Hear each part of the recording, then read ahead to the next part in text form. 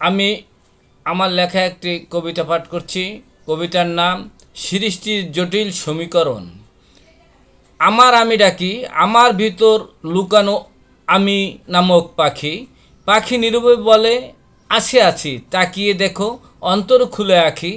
দেখো, আসি কাছাকাছি, করো শুদ্ধ জীবনযাপন, চিনতে নয় অসাধ্য আমি নামক পাখি। সদা সর্বদা জাগ্রত পাখি।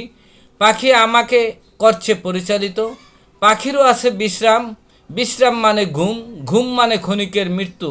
শুদ্ধ আত্মা ঘুমন্ত, স্রষ্টার সাময়িক সান্নিধ্য প্রাপ্ত।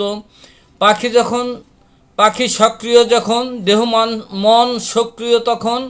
যতই করো গবেষণা, প্রকাশ্যে পাখির দেখা মিলবে না। শুদ্ধ কাজে শুদ্ধ আত্মা, শুদ্ধ হলে আত্মা অনুভূতি চেতনায় পাখির ছায়া স্পষ্ট তথা।